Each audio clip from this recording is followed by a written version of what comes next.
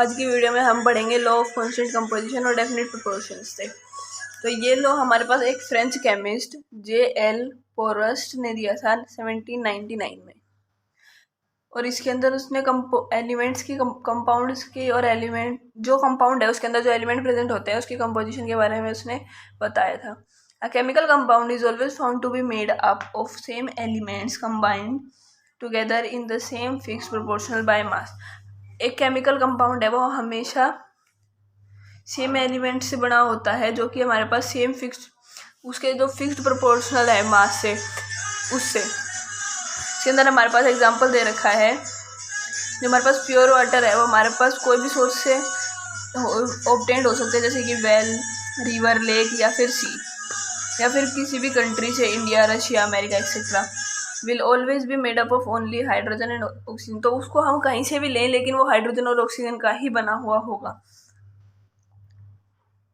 अब इसके अंदर हमारे पास जो इसने ये लॉ दिया था उसके अंदर हमारे पास इसकी कुछ लिमिटेशंस आ जाती हैं। लिमिटेशंस थी इस लॉ की पहली, the law is not applicable if an element exist in different isotopes which may be involve in formation of a compound. तो हमारे पास अगर ऐसा कंपाउंड है जो कंपाउंड बना रहा है वो उसके अंदर ऐसा एलिमेंट है जिसके बहुत सारे आइसोटोप्स हैं, अलग अलग आइसोटोप्स हैं, तो ये लॉ उसके ऊपर एप्लीकेबल नहीं होगा। और सेकंड इसकी लिमिटेशन थी, द एलिमेंट में combine in the same ratio but the compounds formed may be different.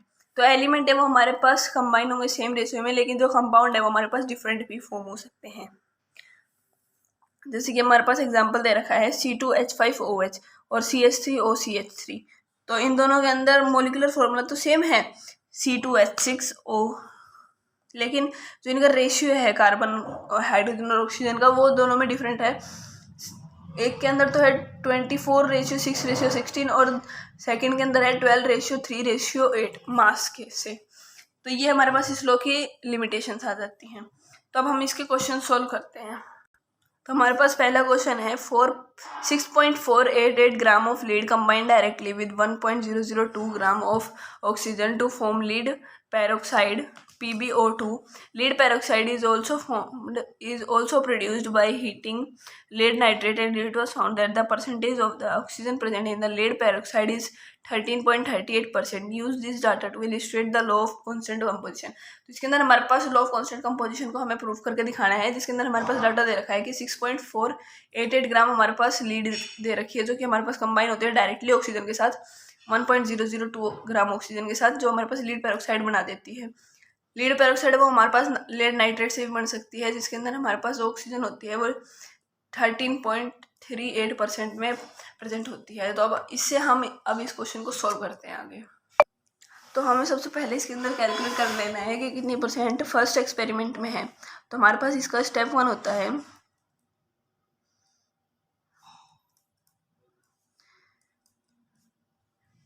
to calculate the percentage of oxygen in first experiment. तो हमारे पास फर्स्ट एक्सपेरिमेंट में जो इसकी परसेंटेज है वो हमें कैलकुलेट करनी है। तो अब इसके लिए हमारे पास हमें पहले लिखना है मास ऑफ पेरोक्साइड फॉर्म। तो हमारे पास टोटल पेरोक्साइड जो फॉर्म हुई है हम पहले उसका मास लिख लेते हैं। वो हमारे पास है 6.488 प्लस 1.002। तो ये तो हमारे पास लेड लिया था हमने और ये ऑक्सीजन ली थी, तो अब ये हमारे पास कंबाइन होके हो जाता है 7.490 ग्राम। तो अब हमें पता चल गया कि 7.490 ग्राम of lead peroxide contain 1.002 gram oxygen.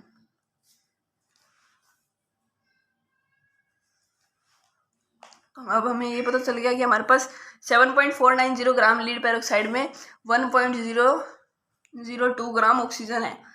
तो अब हमारे पास हम निकालेंगे 100 ग्राम ऑफ लीड पेरोक्साइड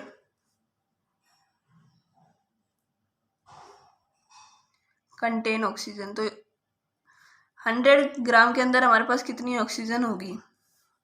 तो उसके लिए हम इसको ऐसे ले लेंगे 1.002 अपॉन 7.490 इंटू 100। तो अब इसको हम आगे सोल्व करेंगे तो हमारे पास आ जाएगा 13.38 ग्राम।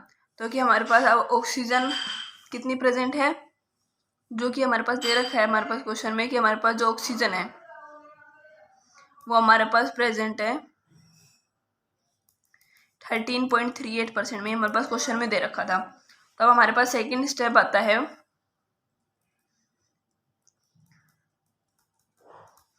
To compare the percentage of oxygen in both experiment. तो हमारे पास अब इन दोनों एक्सपेरिमेंट में जो ऑक्सीजन की परसेंटेज यूज हुई है उसको अब हमें कंपेयर करना है। तो अब इसके लिए हम पहले अब इसकी परसेंटेज देख लेते हैं कितनी कितनी है। तो हमारे पास होगी percentage of oxygen in PbO2 in first experiment.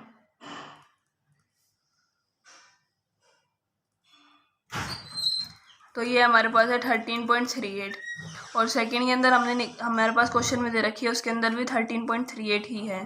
तो हम पहले इनको लिख लेते हैं।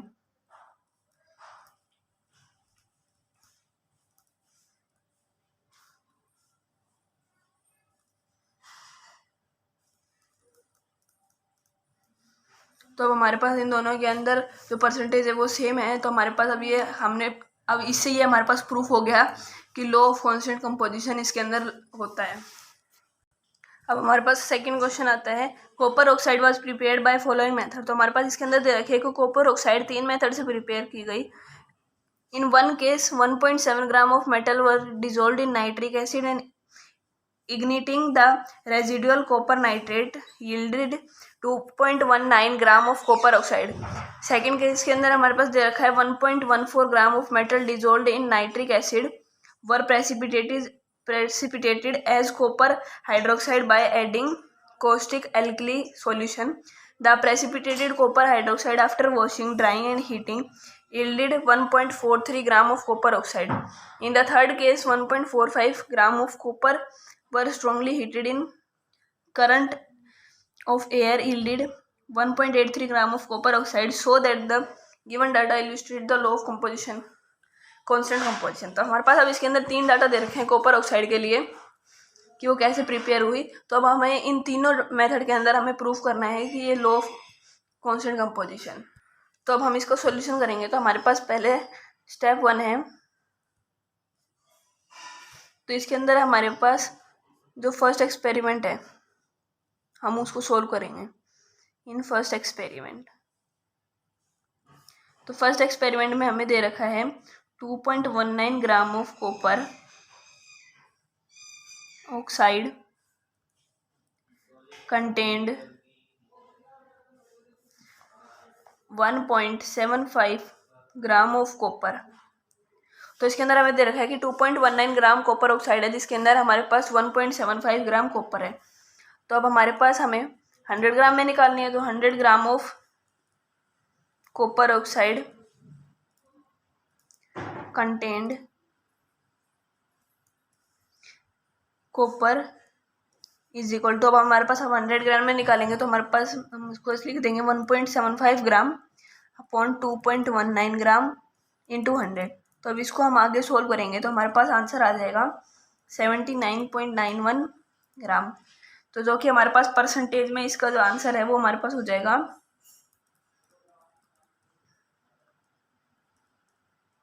परसेंटेज में हमारे पास आ जाएगा 79.91। अब हमारे पास सेकंड है, second experiment. In second experiment तो अब हम इसको सेकंड एक्सपेरिमेंट में सोल्व करते हैं। तो हमारे पास दे रखा है 1.3 ग्राम of copper oxide contained 1.14 gram of copper. तो इसके अंदर हमारे पास दे रखा है कि 1.14 ग्राम कॉपर ऑक्साइड के अंदर 1.14 ग्राम कॉपर है। तो अब हम इसकी परसेंटेज निकाल लेंगे। 100 gram of copper oxide contained copper is equal to 1.14 gram upon 1.43 gram into 100। तो अब हम इसको सॉल्व करेंगे तो हमारे पास आंसर आ जाएगा 79.72 ग्राम, जो कि हमारे पास परसेंटेज में आ जाएगा 79.72%। अब हमारे पास आता है थर्ड स्टेप, स्टेप 3। इसके अंदर हम करेंगे थर्ड एक्सपेरिमेंट को।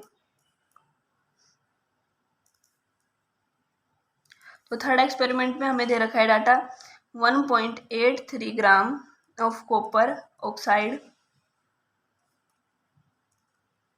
Contained 1.46 gram of copper. तो इसके अंदर हमारे पास 1.46 ग्राम कॉपर है 1.83 ग्राम कॉपर ऑक्साइड में। तो अब हम इसमें भी अब ऐसे ही 100 ग्राम में निकाल लेंगे। 100 gram of copper oxide contained copper is equal to 1.46 gram upon 1.83 gram into 100। तो अब हम इसको आगे सॉल्व करेंगे तो हमारे पास आ जाएगा 79.78 ग्राम, जो कि हमारे पास परसेंटेज में हो जाएगा 79.78%। तो अब हम इन तीनों डाटा को देख लेते हैं।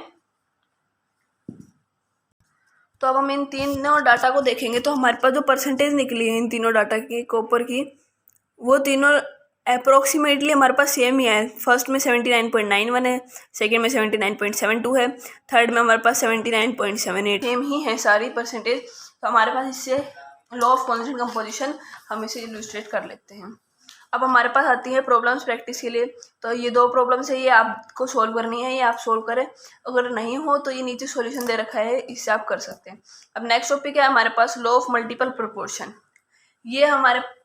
ये हम नेक्स्ट टॉपिक में नेक्स्ट वीडियो में पढ़ेंगे। आज के लिए इतना ही। Thank you for watching video.